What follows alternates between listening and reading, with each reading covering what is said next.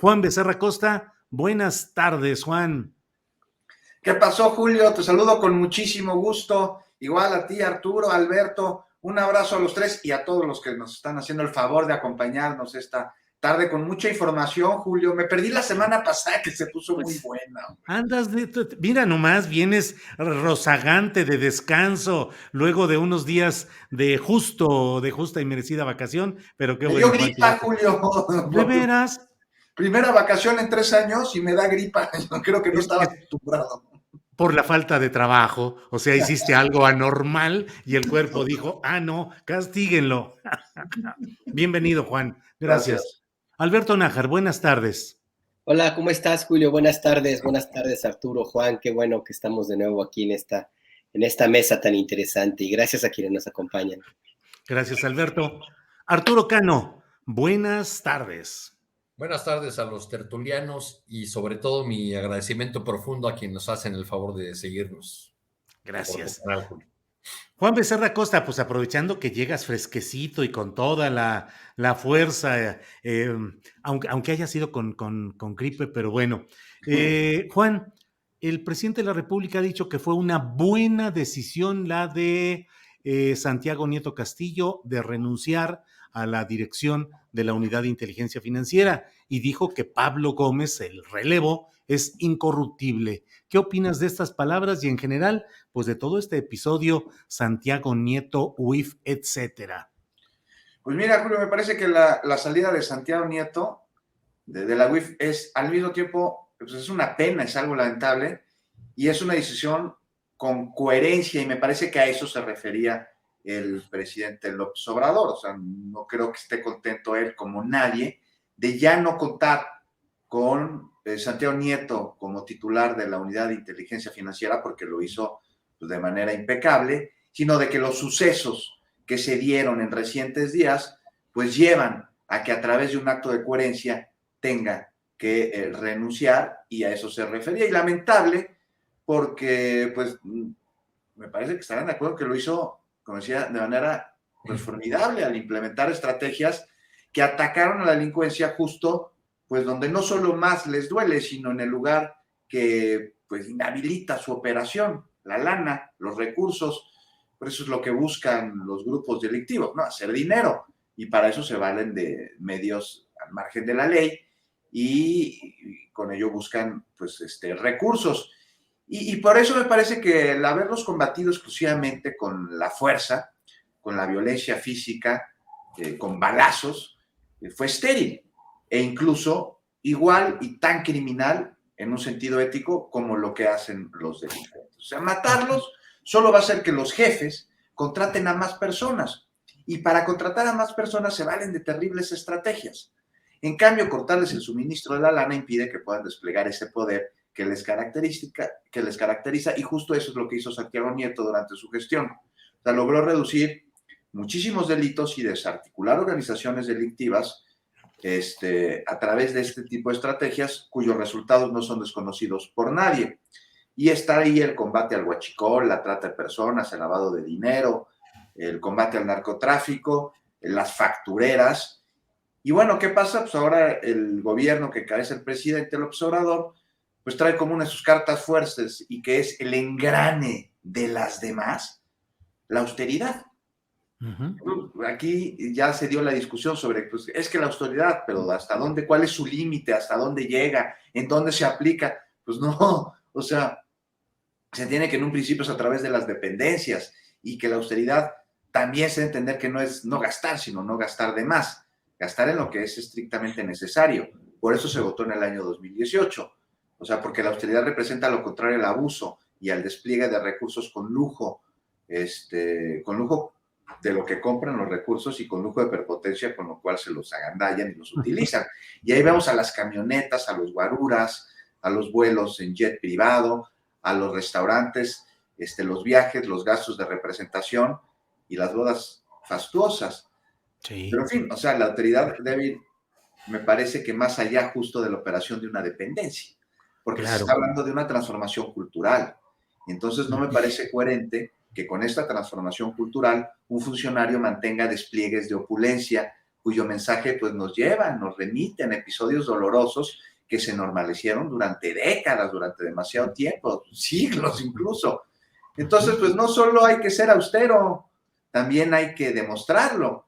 Y si a nosotros los funcionarios, los ciudadanos nos molesta ver al funcionario haciendo gala de lujos, pues no sé tú qué opines, Julio, Alberto, Arturo, me parece que este es un punto que al presidente le enerva de sobremanera, ¿no? El ver a pero sus colaboradores. ¿tú crees, Juan, tú crees que eso pesó más? Es decir, que en lugar de la boda, el número de invitados pesó más que el hecho de que un hombre clave del proyecto del presidente López Obrador se reuniera en un momento íntimo, en un momento importantísimo de su vida, con algunos, y no solamente era, con algunos de los declarados enemigos del presidente y de su proyecto?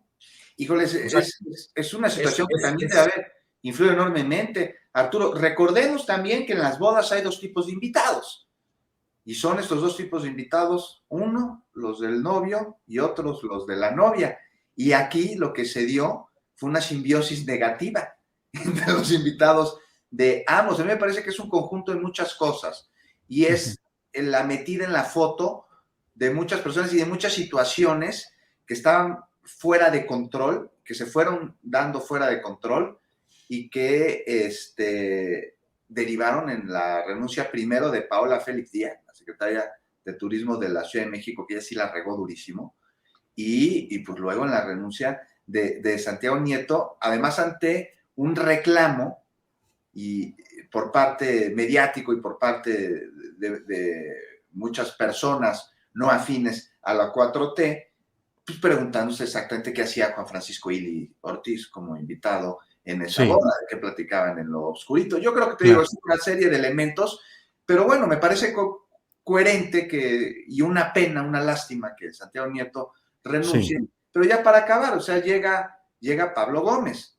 Sí. Pablo Gómez, para responder a tu segunda pregunta, Julio, pues sí, su lealtad me parece que nadie la puede cuestionar y tampoco la enorme capacidad que tiene. Y no solo en temas legislativos, también me parece que en temas económicos. Por ahí recuerdo que él se opuso férreamente al FOAPROA. Una participación muy activa en la denuncia del Pemex. Y los delitos financieros no son desconocidos. No sé si conocen su libro Los gastos secretos del presidente. Sí. Bien, Juan, gracias. Alberto Nájar, ¿qué opinas? Y sobre todo, ¿qué tanto las decisiones políticas del gobierno federal mexicano pueden sustentarse en hechos relacionados con un acto de la intimidad de un funcionario público, o en qué momento esa intimidad se vuelve pública, y si la lista de invitados puede ser una argumentación política suficiente para que se genere la salida de un funcionario estratégico como lo había sido Santiago Nieto Castillo. Mira, queda claro que Santiago Nieto cometió un cálculo equivocado, hizo un cálculo equivocado al momento de invitar a estos personajes o permitir que fueran invitados, porque hay que ver quién realmente giró esa invitación. Hay que olvidar que su ahora esposa pues estuvo casada con el exsecretario particular de Felipe Calderón, Roberto Gil, y bueno, pues tiene una cierta, tendría que tiene una cierta amistad con personajes vinculados a ese organismo político.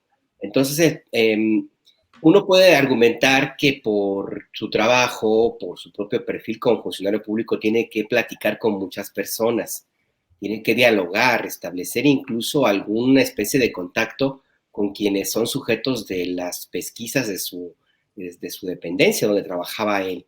Pero una cosa es eso y otra que los invites a tu boda o que permites que los inviten a tu boda, porque eso ya implica un nivel de cercanía que es distinto al propio de tu desempeño como funcionario público. Esto ya da que pensar en cierta, sobre todo cuando se trata de un personaje de estas características que siempre se ha cuidado muchísimo, cuyo trabajo ha sido muy importante para el avance en la estrategia en la lucha contra la corrupción del presidente López Obrador. Entonces está medio complicado que tú permitas que en un evento íntimo, por más grande que sea la lista de invitados, no deja de ser algo personal, muy familiar, cercanísimo, pues está en las personas a las cuales o tienes que investigar o estás investigando. Y si a eso le sumas además que algunos de esos personajes son enemigos políticos del proyecto en el cual tú formas parte, pues la cosa se complica demasiado. O sea, es como una mezcla de elementos que hacen difícil que se pueda sostener, por más eficiente que haya sido tu trabajo. Y lo hace todavía más complicado si tomamos en cuenta el cariz del presidente López Obrador. No hay que olvidar que él no delega cargos, sino encargos. Y él tiene como uno de sus puntos básicos la lealtad, no necesariamente a él como persona, sino al proyecto político.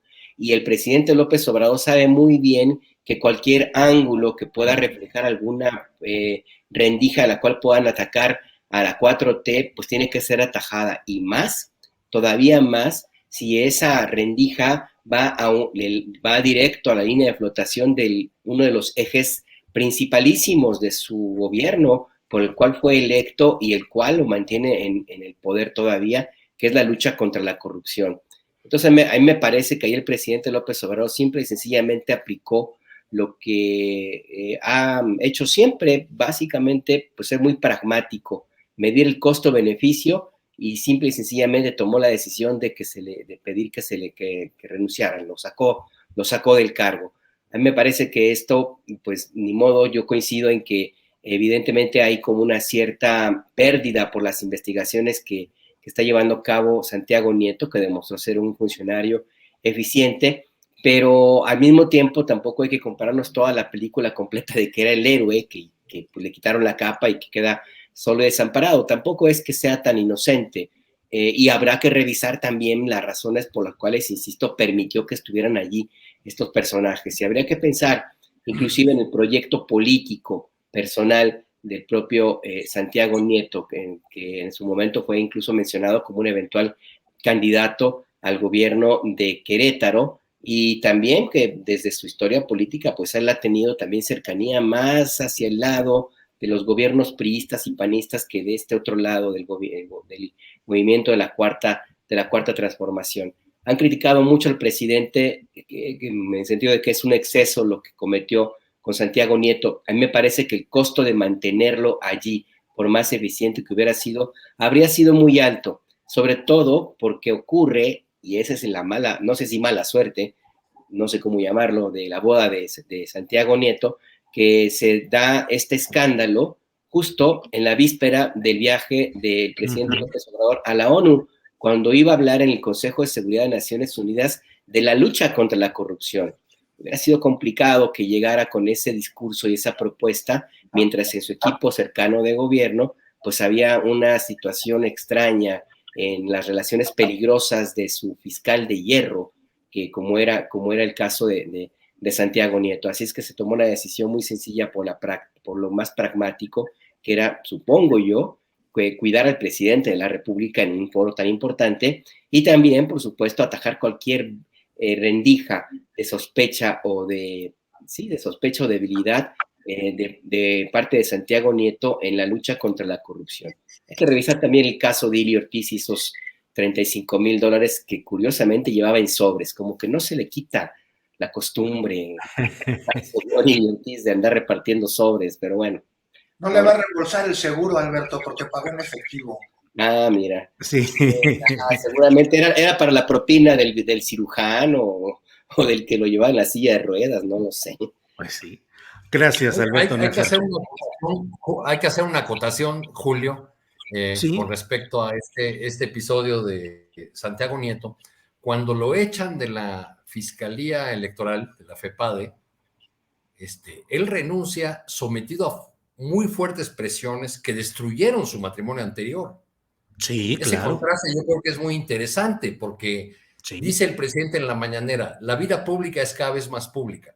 Bueno, aquella destitución, porque Santiago Nieto se estaba metiendo en el asunto del financiamiento de la campaña de Peña Nieto, se dio en el marco de muy fuertes presiones de meterse con la vida íntima, con la vida personal de Santiago Nieto, y por eso él decide separarse en aquel momento, y eso precisamente es lo que lo que lo acerca a la 4T.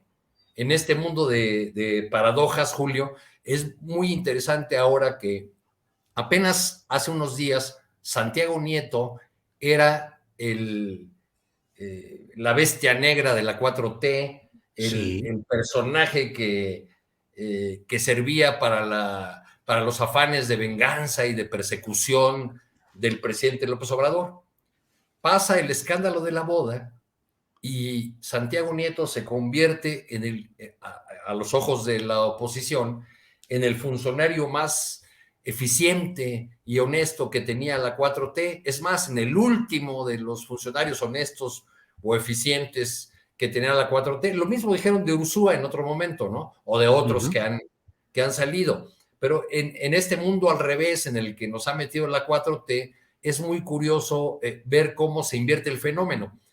La oposición acusa que aquellos que se suman al proyecto de López Obrador son purificados, así traigan una cola más larga que la de el dinosaurio que tenía la cola más larga en la época de los dinosaurios. Y ahora resulta que tenemos el fenómeno contrario, que aquellos que abandonan la 4T son purificados por la oposición. Es un duelo de pilas bautismales para rebautizar a cada quien conforme a las circunstancias. Juan Becerra Costa, ¿crees que pueda, en primer lugar, queda la intemperie política Santiago Nieto Castillo, que enfrentó problemas muy duros contra delincuentes peligrosos relacionados con crimen organizado, con fraudes financieros, en fin, de todo? Ricardo Monreal, siempre oportuno, dice que va a consultar a ver si lo puede incorporar como asesor del Senado, que va a ver los términos presupuestales y a ver si hay un acuerdo de todas las fracciones para incorporarlo ahí. Y hay quienes están hablando ya de que puede ser un candidato presidencial distinto de Morena en 2024, eventualmente arropado por PRI, por PRD y por Acción Nacional. Bueno, ¿Qué futuro le ves? Hasta ministro lo quieren hacer. Hasta ministro de la Suprema Corte. También diplomático, ¿no? Sí, pero aunque bueno, ¿qué futuro le ves? Y sobre todo, Juan, si crees que pueda realmente, conforme se van moviendo las aguas, acomodarse como candidato opositor al que presente Morena en 2024. Pues lo dudo enormemente, Julio, candidato opositor, no, lo veo muy complicado. De entrada, pues a mí me parece que hay dos mensajes contundentes aquí con el asunto de Santiago Nieto. Uno fue el haber aceptado su renuncia, o como se haya dado. El que ya no esté a cargo de la Unidad de Inteligencia Financiera es un mensaje fuerte y es un mensaje que va a todos, absolutamente. Y el mensaje por su parte de Santiago Nieto a través de su tweet en el que dice que la lealtad está con el presidente López Obrador y su amor está con Carla Humphrey. Carla Humphrey. No creo ni siquiera que sea del interés de Santiago Nieto formar parte de un grupo de oposición. No tengo ni idea a qué se irá a enfocar en el futuro próximo. No sé si se va a ir a la iniciativa privada. A mí no me parecería descabellado que se fuera alguna representación diplomática en el extranjero exclusivamente por el asunto de su seguridad. No olvidemos que tocó callos de personas muy peligrosas, inició investigaciones, concluyó investigaciones y dio resultados que atentaron contra los intereses de muchísimos delincuentes, no solo de grupos criminales caracterizados por ser violentos, como grupos de narcotráfico, de trata de personas o de huachicol, también criminales de cuello blanco, como son los factureros. A mí me parece que el tema de su seguridad personal sí es un asunto que tiene que revisarse. Y me parece que podría ser de muchísima utilidad para la nación fuera del primer círculo del presidente y de ocupar una posición en el gobierno aquí en el país, en territorio nacional de primer nivel, irse a una embajada, y no necesariamente como embajador, podría ser de ministro o de agregado, y sobre todo podría ser de muchísima utilidad en países en los que existan vínculos entre criminales internacionales con mexicanos, pues yo creo que Santiago Nieto podría tener ahí un muy buen desempeño que podría beneficiar a todos en un esquema ganar-ganar, Julio. Embajador de México en Israel, por ejemplo. Pues no sé si en Israel tal vez podríamos hacerlo en medio, no en Medio Oriente, sino en un lugar asiático también, pero más hacia el Pacífico, donde hay una enorme cantidad de tráfico de droga y por lo tanto también de dinero y de lavado de dinero. Claro. O imagínate una representación, un consulado en las Islas Caimán, ahí donde están lavando la lana. Bien, Juan, gracias. Alberto Nájar, ¿cómo ves el futuro político? Claro, estamos hablando de especulaciones. Creo, Alberto, Arturo y Juan, que además lo que está pasando con Santiago Nieto Castillo nos da un ejemplo de lo que con frecuencia decimos aquí, de que la política en 24 horas puede cambiar radicalmente, y lo que era la presencia, la fuerza, el pedestal en el que estaba Santiago Nieto Castillo, pues de pronto llega el aire, el viento de una boda peculiar, y las cosas cambian terriblemente. Entonces, pues simplemente es hacer algún tipo de vaticinios. Pero Alberto, ¿crees que él tenga la textura y las condiciones para ser candidato opositor a Morena en 2024? No deja de ser llamativo que a su boda hayan sido invitados por él o por su esposa. Estuvo Josefina Vázquez Mota del PAN, Carolina Villano del PRI, que es esposa de Rubén Moreira, en fin, gobernadores, el gobernador panista de Querétaro, su tierra natal, Mauricio Curi, el priista que gobernó Querétaro, José Calzada, en fin, pues como que bueno, el Universal como fuerza periodística. ¿Cómo ves el futuro y si crees que tiene viabilidad como eventual candidato 2024, Alberto? Mira, yo coincido con Juan, difícilmente lo veo a él de entrada personalmente como aceptando una posición así, sí implica mucho. Dependerá también en cómo le vaya en su futuro inmediato, pero yo lo veo complicado. Y yo no veo tampoco como una garantía el que la lista de invitados le puedan así como abrir la llave, la puerta para una eventual candidatura, porque pues honestamente se trata de personajes segundones. O sea, no es que tengan todos ellos así como que la posibilidad de impulsar y apoyar una candidatura. Bueno, no se pueden apoyar ni ellos mismos, ¿no? Como el caso de Josefina Vázquez Mota, por ejemplo. Pues sí, tienes razón. Está medio complicado, ¿no? No fueron los dueños de los partidos de oposición. Así es que yo no lo veo por allí como un candidato presidencial, ¿no? Y no creo que se lo vayan a permitir porque, a ver, ¿qué tendría que hacer Santiago Nieto para que le dieran el apoyo los empresarios a los cuales estuvo investigando o afectando intereses con sus pesquisas en la unidad de inteligencia financiera, por ejemplo? ¿Qué tendría que hacer? ¿Cuál tendría que ser como el compromiso? ¿Y con qué tanto pudiera ser útil él mismo como un asesor? ¿Te gusta la idea? Como alguien que pueda destrabar los entuertos legales de esa naturaleza. Yo creo que no. Yo no veo por allí que tengan como mucho ánimo. Por ejemplo, el dueño de FEMSA, por ejemplo, no lo veo a él como apoyando a alguien que en su momento fue como su enemigo. El salinismo y el peñismo, pues tampoco, Alberto. Pues no, imagínate cómo. Pues es que sí tendría que ser medio complicado y por eso insisto que tendría que ser como algo. Ahora sí que no comer sapos, sino comerse todo el pantano de parte de Santiago Nieto para poder participar con esos personajes. Tampoco lo veo yo como en algún encargo dentro del gobierno federal. Y lo digo porque, más allá de que el presidente López Obrador sí que es muy quisquilloso en ese aspecto, y él cuando manda a Siberia a alguien es que realmente lo manda a Siberia y sin abrigo, pues. Ve el caso de César Yáñez, es el más. Bueno, pero César sigue teniendo oficina en Palacio Nacional, Alberto. Tampoco sí, es que lo hayan desterrado o que esté en el exilio, ¿no? No, pero. Y su esposa es diputada federal. Y su esposa sí, tampoco. Para el nivel de lo que tenía, tampoco, o sea. Y además. Hay que ver una cuestión de la forma. El presidente López Obrador es muy, muy claro en ese aspecto, utiliza mucho eso. Forma es fondo. ¿Cómo fue la despedida que hizo a Julio Scherer, por ejemplo? ¿Cuáles fueron sus palabras? ¿Cuál fue el escenario? El mensaje que envió. le abrió la puerta, por supuesto, para que regresara en cualquier momento. ¿Qué pasó con la exsecretaria de la Función Pública, por ejemplo? Siberia.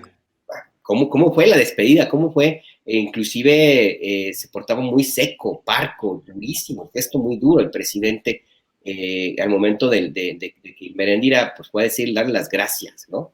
Con Jaime Cárdenas, acuérdate, Alberto, lo duro que fue también. Con Jaime Cárdenas. ¿Y cómo ocurrió ahora mismo en el caso de... ¿Estarían de acuerdo en que los mensajes del presidente son dos? Uno es, no se admiten las deslealtades, y el segundo es, nadie es imprescindible. Obvio, sí, No, obvio. porque sí. incluso con el peso que tenía Santiago Nieto, o sea, Santiago Nieto construyó una imagen de ser el único personaje capaz de enfrentar al crimen organizado de cuello blanco o el normal en un frente en el que no había sido enfrentado, que era el frente del dinero, el frente del lavado, de las cuentas, etcétera, etcétera. Pero aún así, pues el presidente recurre a Pablo Gómez, una pieza que estaba yo recordando, un hecho interesante, cuando anulan la elección interna del PRD en 1999 por acusaciones de fraude entre los grupos de Jesús Ortega y Amalia García, Andrés Manuel les dice, pues yo ya terminé mi encargo, me voy a Tabasco, ahí se quedan con el partido. Pero es muy difícil imaginar que no haya tenido que ver en la fórmula, Andrés Manuel, en la fórmula que encontraron para salir de ese entuerto, que fue poner un presidente interino.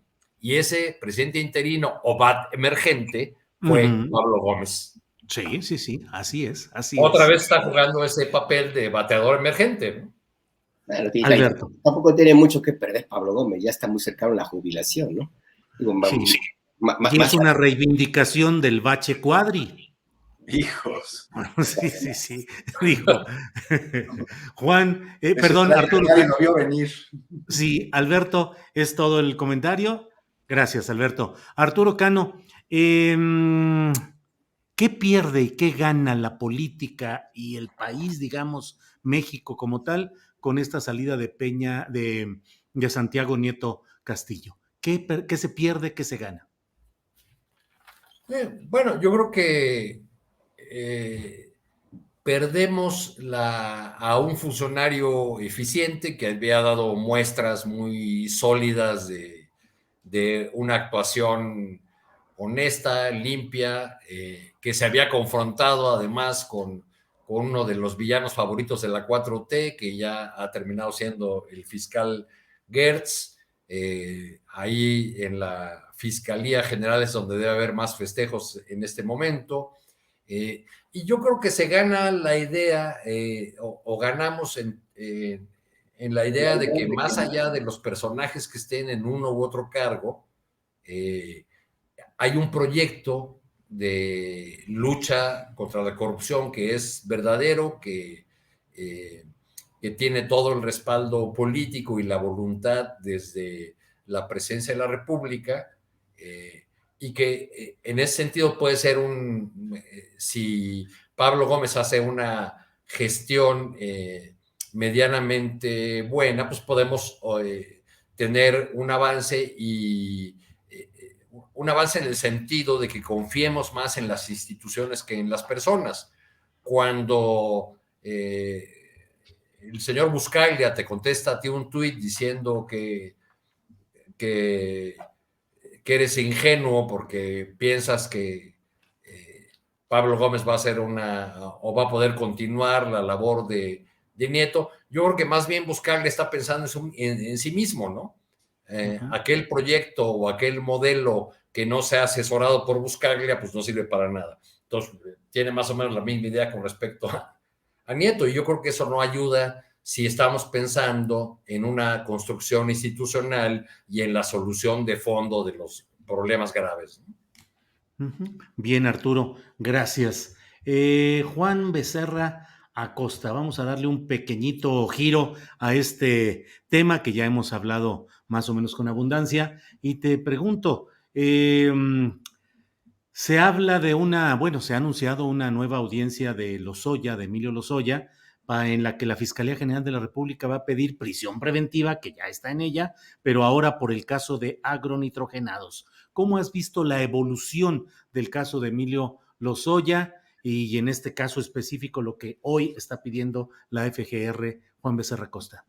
Pues veo, Julio, que después de estar detenida, la situación con Lozoya avanza, pero no sé, con todo que se encuentra ya en prisión, me parece que este avance es de pasitos, Julio.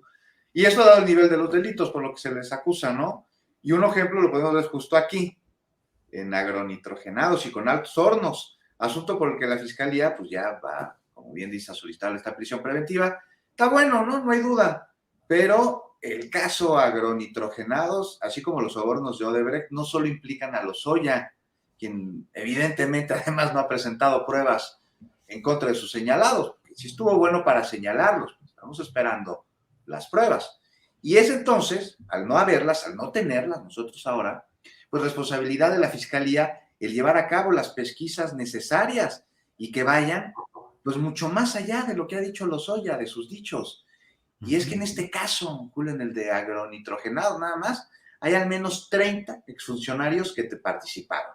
Y entre ellos, hay algunos que no son para nada menores. Está Ochoa Reza, pero está también Pedro Joaquín Caldwell, que fue secretario de Energía, pero entonces, cuando se compra esta planta, era el consejero presidente del Consejo de Administración de Pemex. O sea, hay involucrados miembros del sindicato petrolero, y bueno, pues una que no pudo pasar desapercibida para la totalidad de los integrantes del Consejo de Administración de Pemex, pues es la cochinerío que hay atrás de la compra de esta planta, ¿no? O sea, ellos omitieron o estuvieron coludidos y se limitaron a escuchar lo que les decía Lozoya al hablar de la compra de la planta, algo que evidentemente estaba fuera del marco jurídico. No lo impidieron, al contrario, lo aprobaron. Entonces, pues qué bueno que se solicite la prisión preventiva para Lozoya por este caso, pero estaría bueno también que se destapara la cloaca del enorme fraude y se sacara de esta cloaca a las ratas que quedaron ahí con el dinero que se hicieron de él. Y de investigarse esto, me parece que estarán de acuerdo conmigo en que saldría a la luz mucho más, porque es posible que estemos viendo ahorita nada más la punta del iceberg de los entramados de corrupción relacionados con Lozoya y sus cuates. Y por otro lado, ojalá, pues ya que estamos hablando de agronitrogenados y de altos hornos, pues que se pudiera hacer cumplir a Ancira, ¿no? El pago que para conseguir su libertad se comprometió a hacer como parte de la reparación del daño por este desfalco. Pues estamos hablando de más de $200 millones que se comprometió a pagar, dijo que iba a vender parte de su empresa, o sea, salió del bote, se subió a su camioneta importada, acompañado por abogados con trajes de esos con su puro de las italianas, y con guardaespaldas, con el clásico chalequito guarideril, y adiós, ni cárcel, ni pago, ni venta de su empresa, y bueno, pues ahora ya vimos que tiene la estrategia de declararse en quiebra para evitar pagar. Entonces sí ve avances, pero la verdad, ante el enorme desfalco que se hizo, son muy pequeños. Gracias, Juan Becerra Costa. Son las 2:35 PM. Vamos avanzando fuerte en esta mesa de periodismo. Hay varios temas. Les propongo, Juan, Alberto y Arturo, voy a ir dando algunos temas para que cada quien lo pueda comentar, pero desde luego, si alguien quiere comentar algo del tema anterior o el que está en ese momento, adelante con toda libertad, por favor. Alberto Nájar, el presidente de México estuvo en Naciones Unidas, presentó una propuesta de un plan mundial de fraternidad y bienestar y ahora se está anunciando una próxima cumbre entre Estados Unidos, México y Canadá para el 18 de noviembre. ¿Qué opinas de este asomo del presidente López Obrador a lo internacional? Antes de esto, nada más un datito, un tema rapidísimo sobre el caso de agronitrogenados.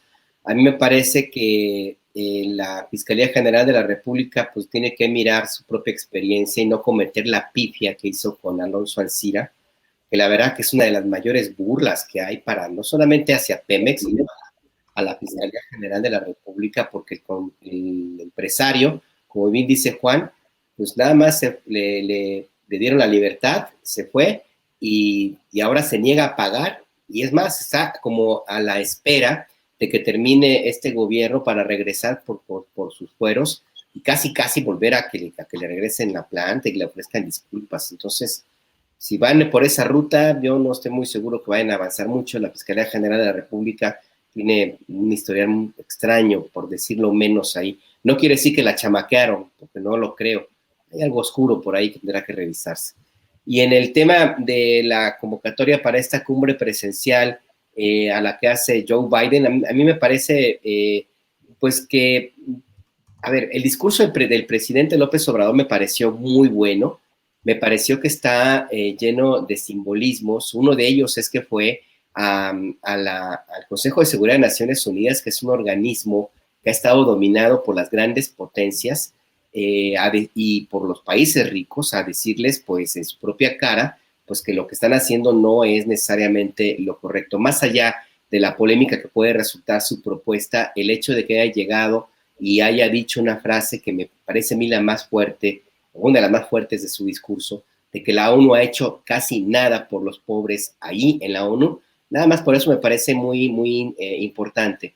Me parece importante porque es un contraste muy grande con el papel muy lamentable que hicieron otros presidentes mexicanos en el ámbito internacional. Nada más pues, hay que recordar a este pobre tipo Vicente Fox tratando de unir a las dos Coreas y solucionar todo lo que tú quisieras, ¿no? O sea, una suerte bastante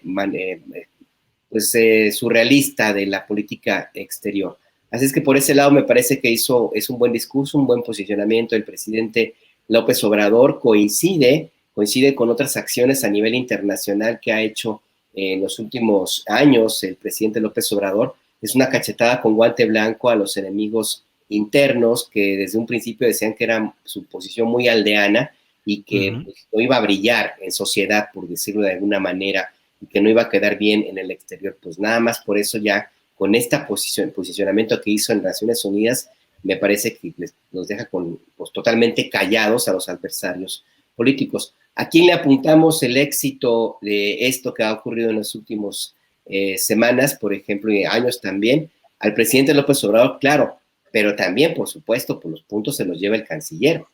Y esto también le suma ahora mismo que ya está bastante encaminada la carrera por la eventual candidatura de Morena a la presidencia de México en 2024. Por lo demás, el encuentro de Biden, de Trudeau y de López Obrador, me parece que está en la agenda del propio presidente Biden. Me parece que es una forma, yo lo veo más bien como una acción de política interna también de Biden, que no las tiene todas consigo. Ha enfrentado mucha oposición dentro de su propio partido, inclusive en Estados Unidos. Así es que me parece que es una decisión de política, insisto, buena para él, a ver cómo le resulta. El presidente López Obrador, yo creo que tendría la posibilidad de aprovechar todavía más el foro internacional y ahí sí hacer una propuesta todavía más contundente en términos de la migración, que me parece que es un tema central en la agenda de México y de Joe Biden, aunque ahí sí yo no sé, y Arturo, ¿tú qué pensarás? Pero andan como muy descaminados, porque la migración justamente es uno de los temas en los cuales a Biden más le han pegado, y a Kamala Harris también. Entonces, pues habrá que ver, pero me parece un buen espacio, un buen foro, y yo vi positiva la visita, Julio. Bien, Alberto, muchas gracias.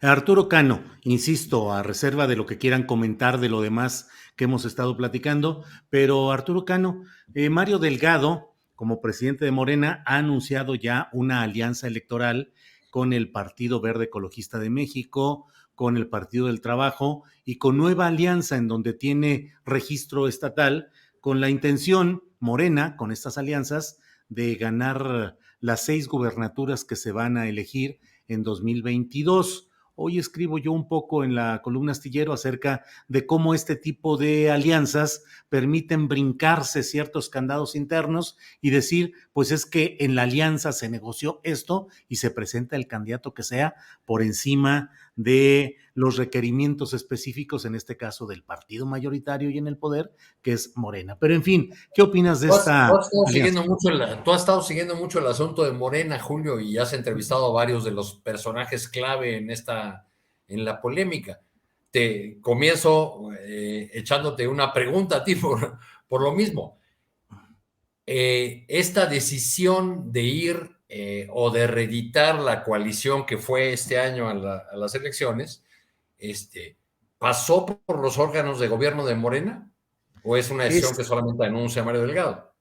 Es una decisión que anuncia Mario Delgado con base en acuerdos que están impugnados en lo interno y eventualmente hasta en autoridades electorales, porque los acuerdos del Consejo Político Nacional que se tuvo el domingo pasado, desde el anterior, tuvieron quórum para instalarse, pero no quórum a la hora de la votación.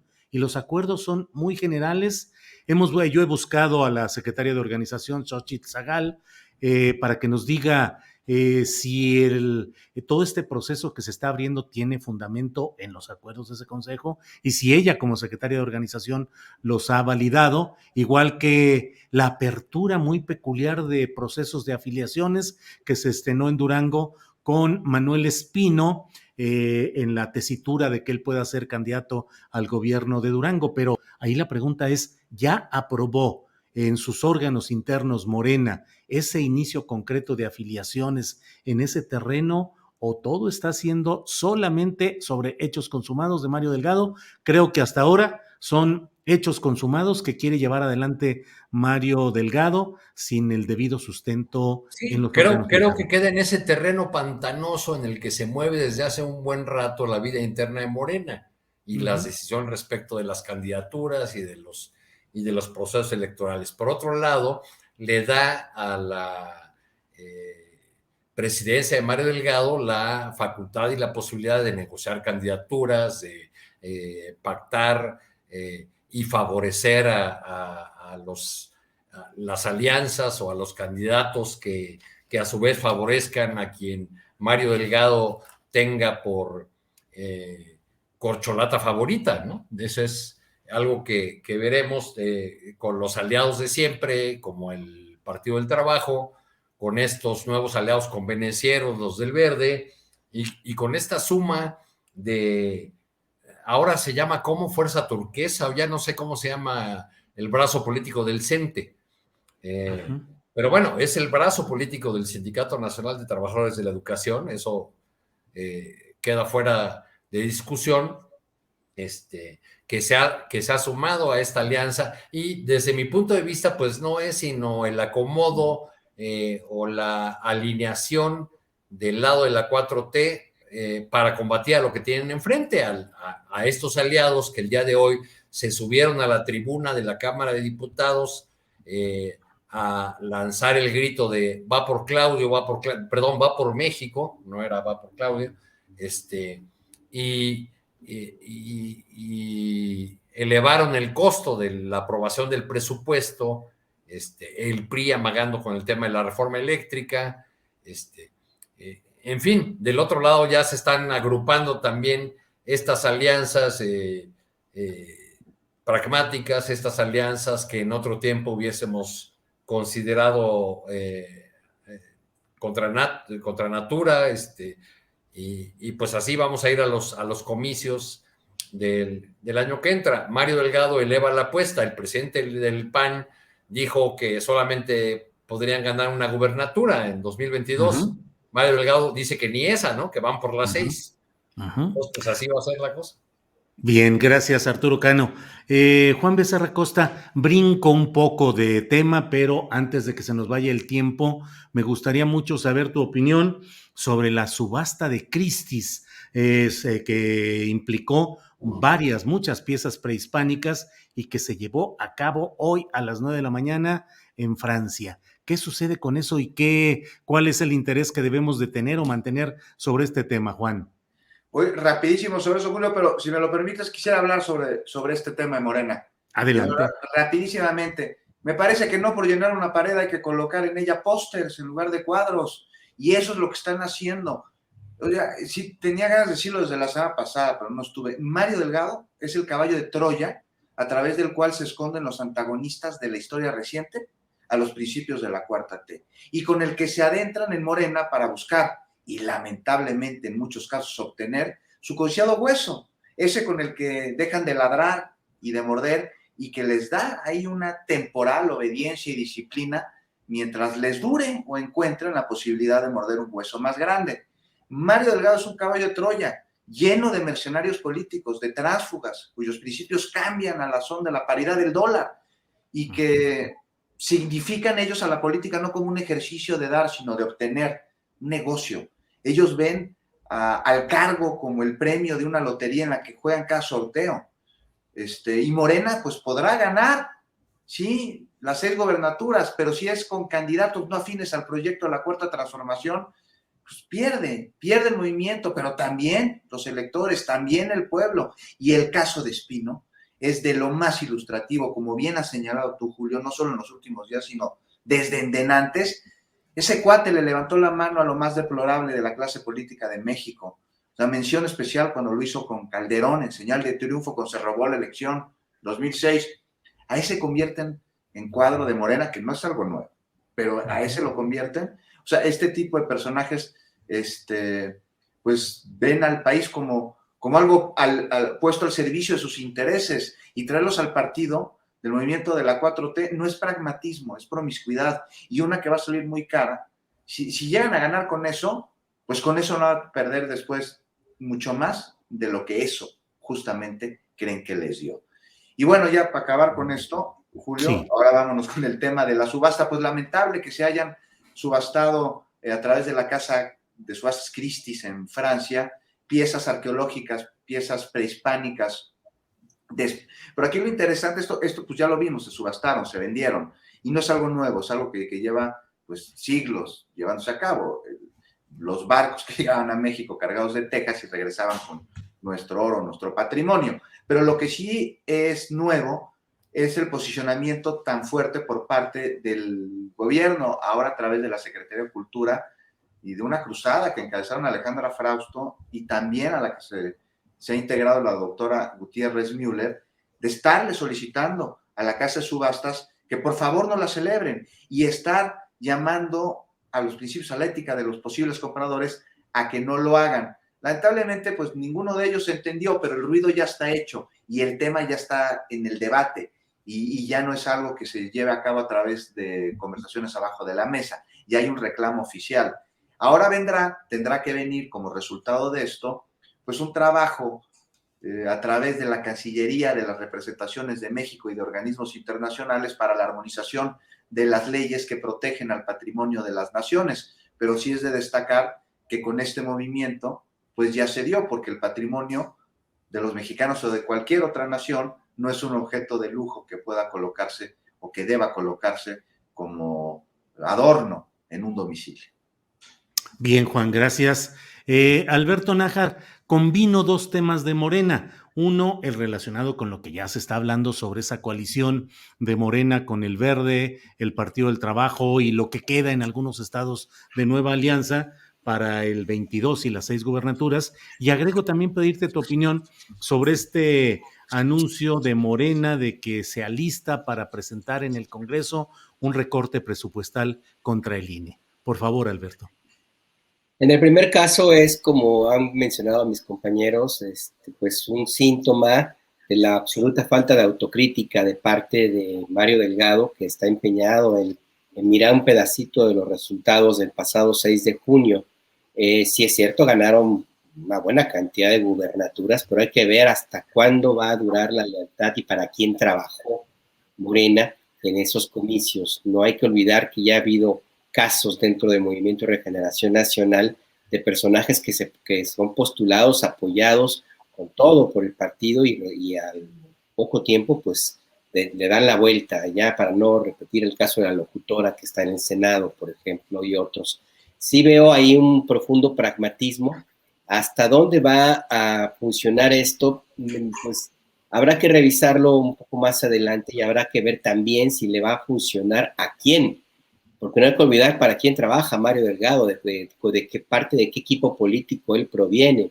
Entonces, si la idea es construir una plataforma de apoyo popular de la cual carece Marcelo Ebrard, porque hay que reconocerlo, no es un personaje de multitudes, más bien de salones chicos y de reuniones en élite, pues habrá que ver si realmente le funcionan y hasta dónde tiene capacidad política operativa para que estos personajes que ahora están encumbrando pues no vuelvan a sus orígenes y simple y sencillamente encuentren un mejor postor y decidan que no van a apoyar a Marcelo Ebrard. Ahí el problema es que va en juego la 4T y el proyecto del presidente López Obrador. Y en lo que se refiere al recorte del INE, me parece que habría que revisar con cuidado la decisión que se toma, porque si bien hay una tendencia a la revancha de parte de algunos legisladores y a la venganza, pues claramente esto no significa que tenga que tomarse decisiones de esta naturaleza. Yo no estoy muy seguro que un recorte como el que plantea la fracción parlamentaria de Morena sea lo más adecuado para meter en cintura a un organismo electoral que, para bien o para mal, pues es necesario. Nos guste o no, pues es la autoridad electoral. Habría que pensar de otra manera. Si ya no están de acuerdo con este instituto, pues que se haga una propuesta y que se haga una propuesta legal completa e integral y que se mejore o que se haga que tome una alternativa diferente. Pero recortarle recursos en un momento en el cual la delincuencia organizada está en control enorme de territorios, cuando ha habido ya ejemplos de empresarios que están comprando y que están financiando candidatos, cuando el propio Movimiento de Regeneración Nacional no ha sabido o no ha podido tener la fuerza suficiente para defender en ese terreno en específico el proyecto de la 4T. Yo no sé si esto sea la mejor alternativa, un recorte así nada más por venganza, porque sí se necesita una autoridad electoral fuerte. Yo no sé si recortándole el dinero sea la mejor manera. Si no les gustan los consejeros, pues que los cambien, pero ¿para qué afectar una estructura de esa naturaleza? Yo hablo de la estructura administrativa, lo que implica el instituto, ojo, no el consejo, esa es secuencia aparte. Alberto, muchas gracias. Son las 2 de la tarde con 54 minutos. Nos quedan 2 minutitos para cada cual, para el tema que deseen, lo que luego decimos el postre, que en este caso puede ser postre dulce o amargo, ni modo. Así son las circunstancias gastronómico-políticas de este lugar. Así es que, Arturo Cano, ¿qué opinas? ¿Cuál sería tu parte final de esta intervención, Arturo? Bueno, yo quisiera dejarles para una mesa posterior una pregunta para que vayamos reflexionando a propósito de lo que dijo Juan. ¿Mario Delgado es un caballo de Troya o es un mal operador de las decisiones que él no toma? Esa es buena. Con esa va a haber aquí mucho ruido. ¿Tú Creo, qué piensas? creo que sería bueno que reflexionáramos al respecto, porque nos resulta a veces, y lo digo en tono autocrítico, nos resulta muy sencillo criticar a un dirigente partidista que sabemos que no toma las decisiones. Y quizá eso nos desvía un poco de la reflexión sobre por qué se toman ciertas decisiones de ciertas candidaturas, de por qué no ha sido posible desmontar la antigua clase política, y si será posible en lo que queda del gobierno del presidente Andrés Manuel López Obrador. Recuerdo que hace muchos años, en aquel entonces ni Temoris Greco ni Arnoldo Cuellar pintaban canas todavía, fui convidado a la fiesta de cumpleaños de un encuestador muy famoso. Y ahí conocí a varios dirigentes juveniles del PAN, del PRI, del PRD. Pues todos estaban ahí en una convivencia muy civilizada, lo cual me parece muy correcto en una democracia. Pero durante el desarrollo de esa fiesta me di cuenta de que no era una convivencia civilizada. Esos jóvenes que ahora ocupan cargos importantes, cada uno en sus partidos, aunque algunos ya cambiaron de partido, eran amigos íntimos, eran parte de la misma élite, de la misma clase política, sin importar el color del partido en el que estuvieran.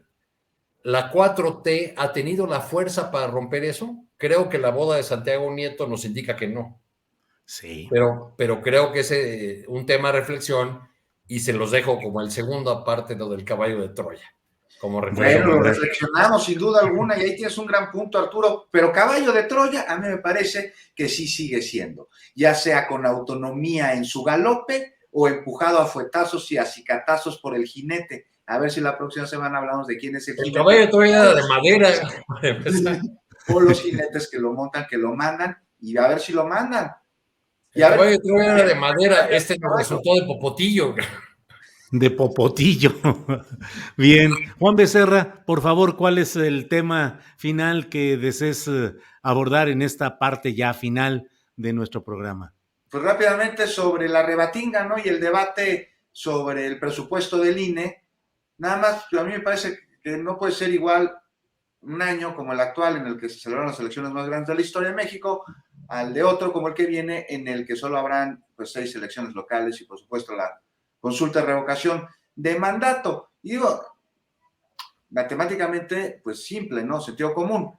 El presupuesto no es un domingo que se le da a un niño. O sea, responde a la operación de una institución o dependencia. Eso para empezar. Y para seguirle, pues híjole, resulta escandaloso el gasto de un instituto que tendría que estar en todos lados, menos en el ojo de la opinión pública bajo la sospecha. Por un lado de ser imparcial y por otra de ser muy caro. El dinero pues, de los mexicanos se gasta en altos sueldos, más altos que los del presidente, cuando esto pues, no es algo que se deba ni se puede hacer, y se dispendia en justo lo contrario a la austeridad, como las motos Harley Davidson que usan como mensajería ahí. Esto nada más por mencionar un ejemplo. Y bueno, la democracia no que es cara, dicen los defensores de este presupuesto. No del INE, sino de los abusos que algunos de sus consejeros no están dispuestos a dejar de hacer. Pero digo, tampoco tiene por qué ser dispendiosa, sobre todo cuando pues a veces pues de democracia le falta mucho, y es que de nada es secreto que gracias a los intereses que tienen hoy, tomado el instituto pues ha dejado de ser imparcial. Pero más allá de toda esta discusión, ya que están hablando sobre recursos y sobre dinero, pues ¿por qué no hacemos algo o se propone algo para cuidar precisamente la lana? Y que tendría que ser pues disminuyéndole aún más el presupuesto del INE, pero para cortarle la lana, la luz a los partidos políticos que tan caros nos salen y tan pobres resultados nos dejan, porque esos no son austeros, para nada. Entonces ahí está, nos salen carísimos. Si quieren recortar la lana, si quieren gastar mejor, si quieren que les alcance más, pues entre todos, ¿no? ¿Por qué no? ¿Cómo ven? Bueno, tenemos tema para la próxima, con muchos datos y muchas preguntas. Vamos a armar una buena mesa con estos temas para la próxima ocasión o en próximas ocasiones. Alberto Nájar, por favor, tu postrecito ya al final de esta sesión. Pues me lo ganó un poco Arturo. Yo también iba a hablar sobre estas élites que son casi la misma. No hay que recordar que en algún momento algún familiar del entonces político, creo que presidente del PRD, Andrés Manuel López Obrador, andaba muy cercano a una hija cercana de Santiago Krill, y así son. O sea, tú encuentras a militantes de PRI, PAN, PRD y ahora también de Morena en las mismas élites, van a los mismos clubes, a las mismas cantinas, los mismos restaurantes, se visten casi igual. Es decir, son una misma élite, que a mí me parece que esto habría que revisarse, porque también no solamente coinciden en gustos y en espacios y en amistades, sino también en las necesidades de personajes polémicos como Ili Ortiz, que más allá de la polémica con Santiago Nieto, pues sigue siendo su medio de comunicación muy necesitado por toda la clase política. O sea, no es gratuito que esté allí, haya estado allí en esa boda. A mí me parece que hay que revisar esta concepción, y hay que también recordar por qué la oposición a López Obrador desde 2004 a que llegara a la presidencia de México, porque él no forma parte de esas élites, porque él no forma parte de estos grupos, a él no le pueden encontrar nada. Es el personaje a que el Estado mexicano, el Estado completito, más le ha buscado y no le ha encontrado más allá de alguna cosita de unos tenis de su hijo, algo así. Entonces, nada más por eso, porque está fuera de las élites, es que por eso lo ven peligroso. Y me preocupa que este concepto de hacer política y entender las relaciones no haya logrado romperse. Ahí me parece que están equivocados la gente cercana al presidente López Obrador, si siguen por esa ruta, porque no es por allí, la transformación va por otro lado, va por romper eso. Esas élites que se queden ahí en su lugar tienen todo el derecho del mundo, pero no tienen por qué tener acceso a información privilegiada, ni mucho menos a la posibilidad de, en una negociación en corto, encontrar privilegios. Y revisar, yo insisto, los sobres de Ili Ortiz, ok, iban a hacer el bolo, un regalo para la boda. Yo nada más recuerdo unas escenas del Padrino de Vito Corleone cuando se casó Connie Corleone, cómo estaban dejando en sobres en un saco. No sé. Bueno, pues Juan Becerra Costa, muchas gracias, buenas tardes y espero vernos pronto el próximo miércoles. Juan, muchas gracias. Muchas gracias, Julio. Abrazo, Alberto, Arturo. Luego seguimos hablando de sobres. Ya les contaré cómo me tocó ser testigo de cómo pasaban del movimiento de los 400 pueblos en otra ocasión así, los sobres, en la reunión social. Órale. Abrazo a Alberto, todos, al auditorio. Gracias, Alberto Nájar, gracias y buenas tardes. Buenas tardes, sí, la conseja que había era nombre y medio. Sí. Arturo Cano, gracias y buenas tardes. Buenas tardes, Julio, y mucha suerte con ese ego enorme que vas a entrevistar enseguida. Bueno, muchas gracias, Alberto Nájar, nombre y medio, ¿verdad? Así era la consigna. Bueno, gracias a los tres, a Juan, Alberto, Arturo, y nos vemos pronto. Gracias.